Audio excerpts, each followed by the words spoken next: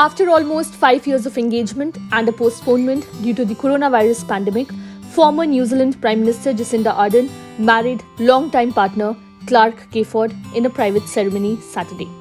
Details of the event were closely held by the pair, but the ceremony is reported to have been staged at a luxury vineyard in the scenic Hawke's Bay region, 325 kilometres from New Zealand's capital, Wellington.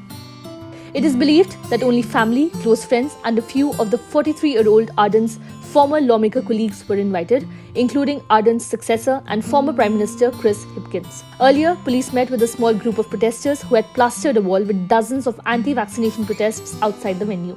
One protester was also seen holding a sign that read, "Lest we forget jab mandates," on the outskirts of the property.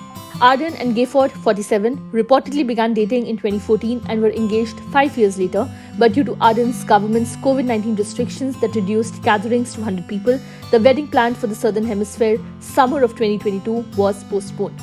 "Such is life," Ardern said at the time of their decision to call off the wedding. "I am no different to, dare I say, thousands of other New Zealanders." Just 37 when she became leader in 2017, Ardern quickly became a global icon of the left. She exemplified a new style of leadership and was praised around the world for her handling of the nation's worst ever mass shooting and the early stages of the coronavirus pandemic. In 2018, Ardern became just the second elected world leader to give birth while holding office. Later that year, she brought her infant daughter to the floor of the UN General Assembly in New York. New Zealand, under Ardern's government, had some of the strictest coronavirus mandates in the world, which prompted several rallies during a final year as Prime Minister. It also led to a level of vitriol from some that hadn't been experienced by previous New Zealand leaders. Ardern shocked New Zealanders in January 2023 when she said she was stepping down after 5.5 years as Prime Minister because she no longer had enough in the tank to do the job justice in an election year.